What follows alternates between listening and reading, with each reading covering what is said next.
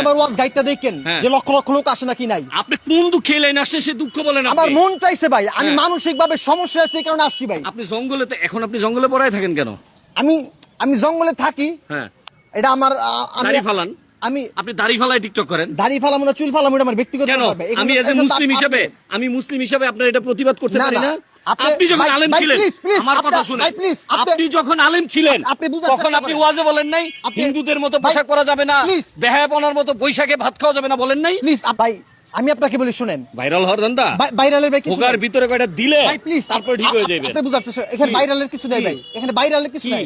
Islamic অঙ্গনে আমি star ছিলাম, এখানে ভাইরালের কি আছে? তাহলে আপনি স্টার থেকে এখন আপনি এই মিডিয়া জগতে কেন ঢুকতে চাইলেন? মিডিয়া জগৎ ভাত পান না, ইসলামিক জগতে ভাত নাই? এখানে তো 10 জন আলেম তো দোষ করে নাই, আলেম দোষ করে নাই, নাম এখানে কোনোভাবে আনতে পারেন ভাই। আপনি যদি লেট মি ফিনিশ, আমি একটু বলি, যদি আপনি একজন মুসলমান হয়ে আপনি দাড়ি রেখে আপনি